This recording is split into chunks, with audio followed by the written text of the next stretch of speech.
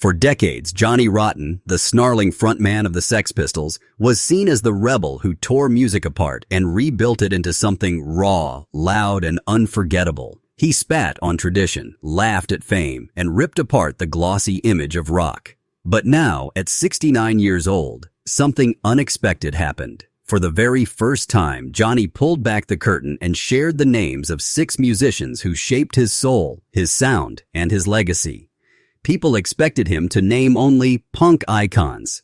After all, wasn't Johnny the man who swore at television hosts, mocked royalty, and sang anthems of rage? But what shocked fans was that his list went far beyond punk. It was a mixture of raw power, delicate beauty, and even unlikely influences. This wasn't just a list, it was a roadmap of the twisted journey that made Johnny Rotten the legend we know today.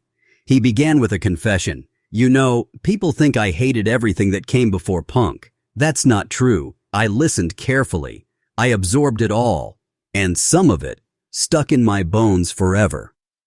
Those words alone changed everything. The world leaned in closer. Which artists did Johnny Rotten, one of the most controversial men in rock history, hold close to his heart? The first name he revealed was not what anyone expected. It wasn't The Clash, it wasn't The Damned, it wasn't even Iggy Pop. Instead, Johnny leaned back, smirked, and said softly, "David Bowie." The silence after that name was almost as loud as a Sex Pistols concert.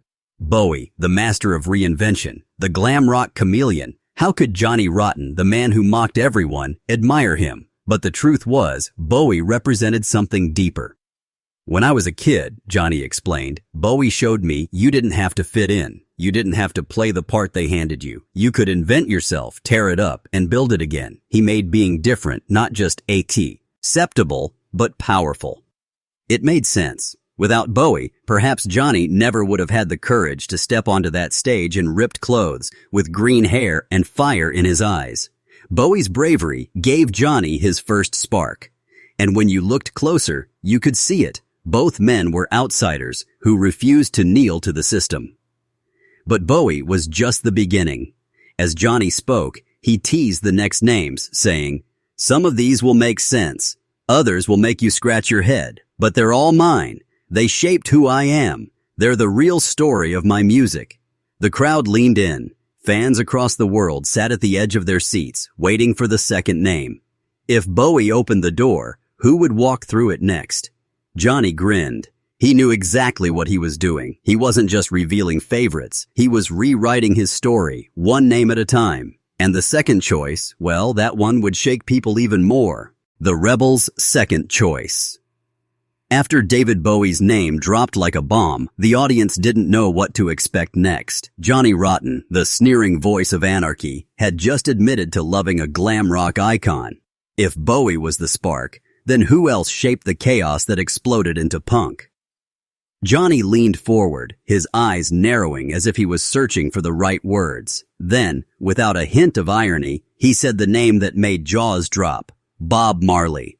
A wave of disbelief rolled through the room. The king of reggae? The prophet of peace and unity? What connection could exist between the fiery rage of Johnny Rotten and the soulful, gentle power of Marley's music? But Johnny didn't flinch. He explained it in his own raw, unfiltered way. People think punk was all about anger. That's not the whole story. Punk was about truth, honesty, standing up when the world tried to shut you down. And no one, absolutely no one, told the truth better than Bob Marley. He described the first time he heard Marley's voice. It wasn't just music, it was medicine. Marley sang about struggle, poverty, rebellion, and the burning desire for freedom. For Johnny, those themes echoed perfectly with what the Sex Pistols were screaming about in London streets. Different rhythms, different accents, but the same fire in the soul. Punk wasn't about 3 chords and spitting, Johnny said. It was about people being crushed and saying, "No more." Marley was doing the exact same thing. He just did it with rhythm instead of noise. The connection became clearer. While Marley strummed guitars under the Caribbean sun, Johnny was thrashing stages under gray British skies. Both men carried the same message. Don't bow down. Don't believe the lies. Fight back, each in their own style. And here's what shocked fans even more. Johnny admitted that reggae beats crept into the very DNA of punk. Bands like The Clash openly borrowed from it, but Johnny revealed that even the Sex Pistols were listening closely to reggae records. The pulse, the offbeat rhythms, the way Marley commanded a crowd with just a groove, it all found its way, quietly, into the punk revolution. Bob Marley taught me patience, Johnny confessed. Punk was fast, punk was brutal, but reggae taught us to breathe between the punches. Without him, maybe we'd have just been noise. He showed me there's power in the pause. For a man famous for spitting venom at the world, Johnny's admiration for Marley's calm strength was almost poetic, and fans couldn't deny the irony. The punk anarchist and the reggae prophet, two voices from completely different worlds, both shouting the same truth to a deaf system. As Johnny finished speaking, a sly smile crept across his face. He knew the audience was hooked. 2 names down, 4 to go, and already the pattern was impossible to predict. He leaned back and teased again. The next one, oh, you'll like this. It's a bit closer to my world, but don't get too comfortable. I'm not here to make it easy. With Bowie and Marley in the mix, everyone wondered, which legend would Johnny Rotten reveal next? Chapter 3, The Unexpected Kindred Spirit. The crowd waited. After Bowie and Marley, anything seemed possible. Johnny Rotten had already shattered expectations, showing that his taste stretched far beyond punk. He leaned forward, his voice dropping just enough to create suspense, and then he said the name, Iggy Pop. Finally, something that made sense. A ripple of nods and knowing smiles spread among the audience. Of course, Iggy Pop, the godfather of punk, the shirtless wild man who bled and crawled across stages, the raw embodiment of danger. If Bowie was the spark and Marley was the soul, then Iggy Pop was the mirror. Johnny's eyes lit up when he spoke about Iggy. This was a man who threw himself into the fire every night. He didn't just perform, he destroyed himself on stage, and he did it for the crowd. I watched him and thought, yes, that's it. That's the truth of music. Nothing polished, nothing fake, just flesh, blood, and madness.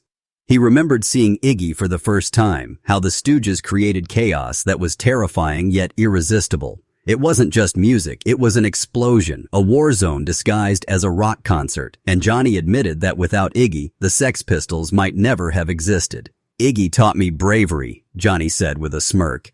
He made me realize it was okay to be ugly, to be hated, to bleed for the art. That's what punk was. We weren't trying to be loved, we were trying to be real. Fans understood now. Bowie gave Johnny the courage to reinvent himself. Marley gave him the spirit of resistance. But Iggy Pop gave him the raw blueprint, the sheer physical chaos that would define punk forever. Johnny leaned back and laughed, remembering the madness of it all. People thought the Pistols were shocking, but we were schoolboys compared to Iggy. He was out there smashing bottles on his chest, jumping into crowds who wanted to tear him apart. He lived the danger we only hinted at. Yet there was more to Iggy than blood and bruises. Johnny admired the honesty behind the madness. Iggy's songs, from Search and Destroy to I Wanna Be Your Dog, carried a raw truth that didn't care about radio or fame. It was primal, ugly, and perfect. Everyone else was playing dress-up, Johnny sneered. Iggy stripped it all away. He showed me that music doesn't need fancy costumes or tricks. It just needs guts, and he had more guts than anyone. Hearing Johnny Rotten praise Iggy Pop wasn't surprising, but it was powerful. It was like watching one outlaw salute another across the battlefield. 2 men from different sides of the ocean, but cut from the same rebellious cloth. Johnny paused, letting the weight of the moment sink in. Then, with a grin, he teased again. The next one will confuse you. It's not punk, it's not reggae, it's not glam, but it's someone who taught me everything about how to fight back, with words. The room leaned in. Who could this 4th name be?